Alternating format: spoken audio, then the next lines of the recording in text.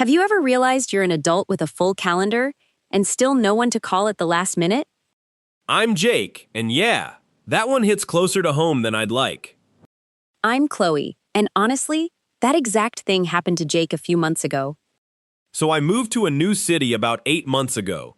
Made a work friend pretty fast, actually. We grab lunch together most days. Genuinely get along. Sounds promising already.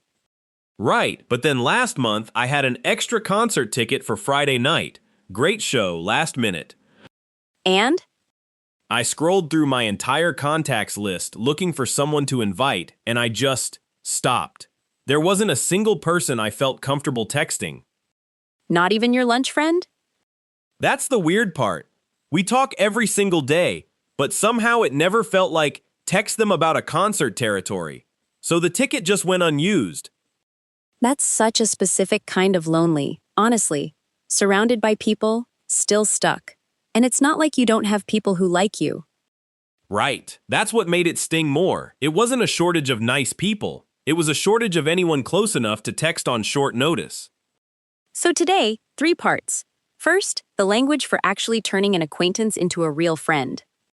Second, why this gets so much harder once you're an adult. Because it's not just you. There's a real reason behind it. And third, how to actually make the first move, even when it feels awkward. And stick around, because we're coming back to that concert ticket. What I ended up doing surprised even me. This one's honestly a little personal for both of us, so hopefully it lands. Let's start with the language. First phrase, click with someone. It means feeling an instant, natural connection with a person, like things just flow easily between you. That's such a good one to start with, because it's the part everyone assumes is the hard part. Actually, it's not. Right, meeting someone you click with happens more often than people think. It's everything after that moment that usually falls apart. We clicked right away. Same humor, same taste in everything. Which is different from hit it off, meaning you got along well from the very first interaction, usually right at the start of meeting someone. We hit it off at that work event and just kept talking for 2 hours. Notice both of those describe the spark, but neither one guarantees the friendship actually continues, which is where the next phrase comes in. Right. Stay in touch, making the ongoing effort to keep a connection alive, usually through regular contact.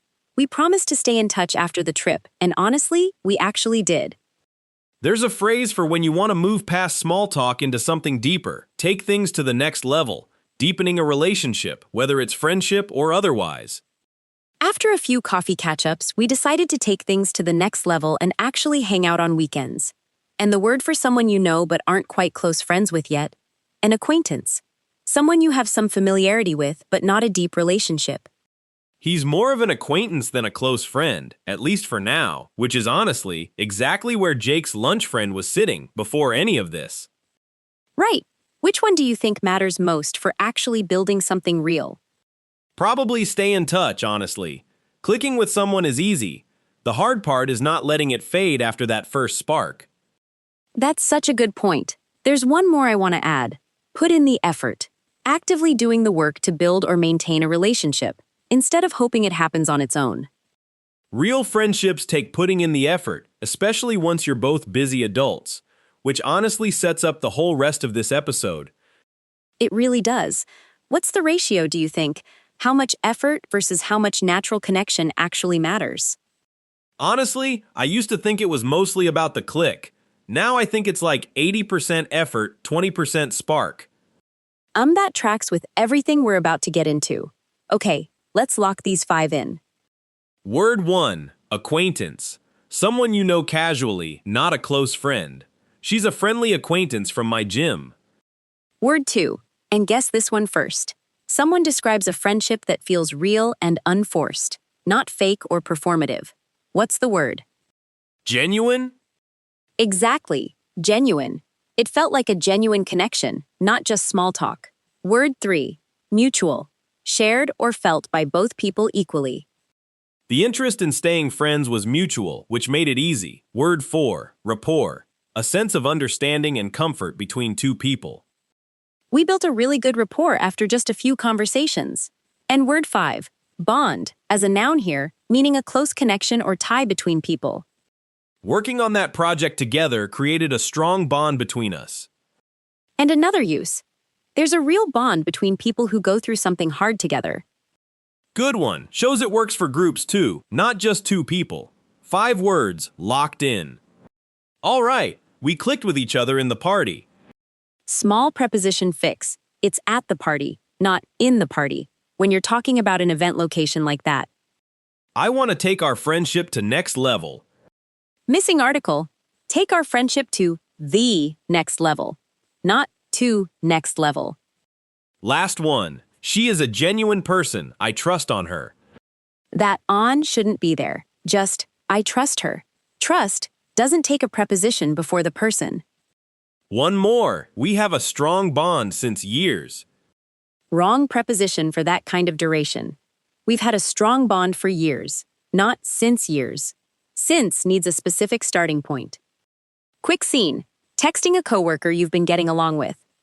Hey, random thought, but want to grab coffee outside of work sometime? Feels like we always click at lunch. I'd love that, actually. We've hit it off so many times. Feels overdue. Same. Let's actually stay in touch about it instead of just saying it.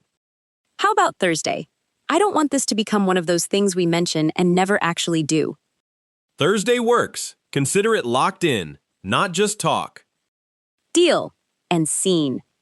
But knowing how to talk about friendship doesn't explain why it suddenly got so much harder to make. Let's talk about that. And if this is useful, hit subscribe, because part B gets pretty real. So Jake, be honest. Why do you think it's harder now than it was, say, in college? Honestly, there's no built-in structure anymore. School basically forces you into the same room as the same people every day. Right. Same class, same lunch table, same bus. You didn't have to try. Proximity did the work for you.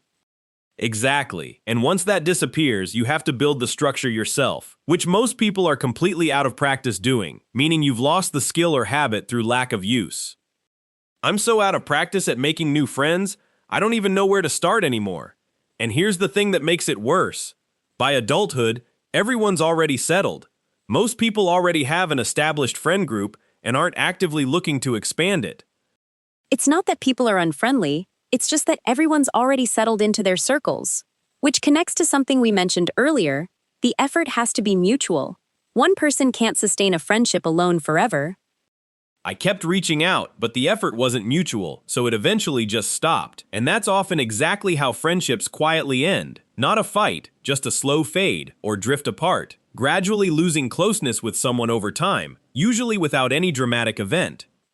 We didn't have a falling out or anything. We just drifted apart after college. That's honestly the saddest version, because there's no closure, just silence. Which loops right back to put yourself out there, the thing that's actually required to fix all of this, even though it's uncomfortable. Taking a social risk by making yourself available to connect. It's scary to put yourself out there again, after being out of practice for so long. Honestly, which of these hits closest to home for you? Drift apart, for sure. I've got at least 5 people I was inseparable with in college who I haven't talked to in years. Same.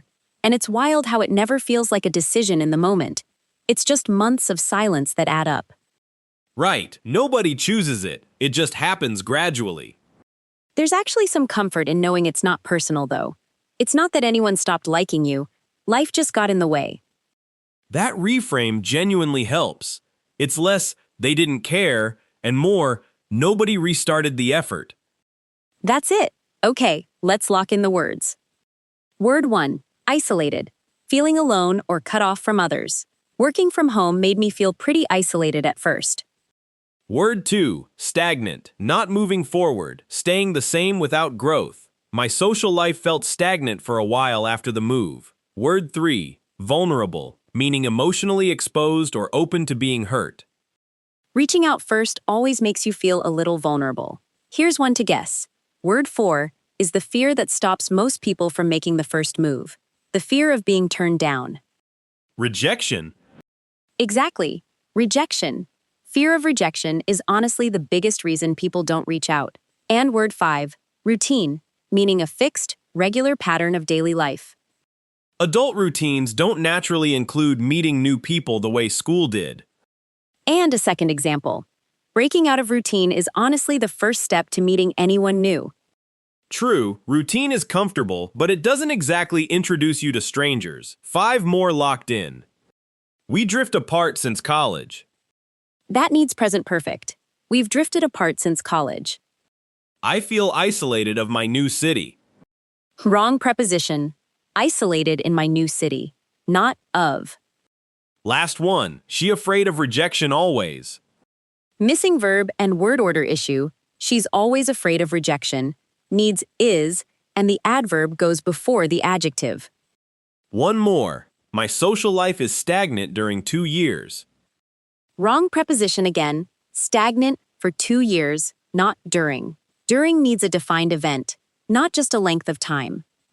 All right, 2 old friends catching up after years apart. Honestly, I realized last year we'd basically drifted apart from most of our college group. Same here. It wasn't anyone's fault. Just everyone got busy and settled into their own routines. I think I was scared of putting myself out there again, if I'm honest. That fear of rejection is real, but look at us now actually talking again. True. Honestly, all it took was you texting first. Which, funny enough, I almost didn't do. Glad I did, though. And seen? Quick one. Comment the last time you made a genuinely new friend as an adult. What happened?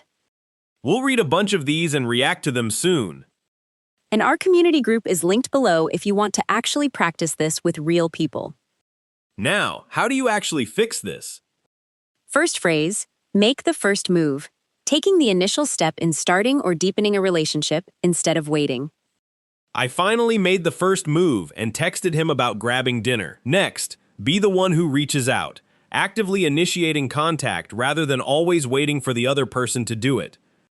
I decided to be the one who reaches out, even if it feels one-sided sometimes. There's a phrase for what actually builds a friendship over time, more than any single grand gesture. Consistency over time. It's not one big hangout that builds a friendship, it's consistency over time. Next, it gets less awkward. Acknowledging that initial discomfort fades the more you practice something. The first few invites felt weird, but honestly, it gets less awkward every time. And the last phrase? Nurture a friendship. Actively caring for and growing a relationship, the way you'd tend to something living. You have to nurture a friendship the same way you'd nurture anything else you care about. Which one do you think matters most, long term? Honestly, consistency over time. One coffee doesn't make a friendship. It's the 5th and 6th one that actually does. Same. And weirdly, that's actually reassuring. You don't need some perfect grand gesture, just showing up repeatedly. There's one more I want to add. Extend an invitation. A slightly more formal but very useful way to say invite someone, especially when you're being intentional about it. I extended an invitation to grab coffee, and honestly, just asking felt like the hardest part. That's true for almost everyone, actually. The asking part feels bigger in your head than it ever turns out to be in reality. Once you send it, it's basically already over, the hard part anyway. True. Okay, last 5 words. Word 1, initiative. The willingness to start something without being asked. It takes initiative to build new friendships as an adult. Word 2, consistency. The quality of doing something regularly, over time. Consistency matters more than any single perfect hangout. Word 3, vulnerability, meaning the willingness to be emotionally open, even at risk of being hurt. Reaching out first requires a little vulnerability every time. Here's one to guess. Word 4 describes the time and effort you put into something, like you would with money. Investment? Exactly. Investment.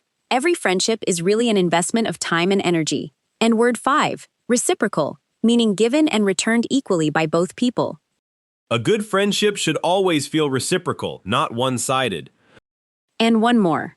If it never feels reciprocal, that's usually worth noticing. Good one to end on, honestly. 15 words today. You should, to make the first move. No 2 after should. You should make the first move. Friendship needs a lot of consistencies. Consistency is uncountable. No consistencies. Just, friendship needs a lot of consistency. Last one. I am nurturing this friendship since we met. Present perfect continuous fits better. I've been nurturing this friendship since we met.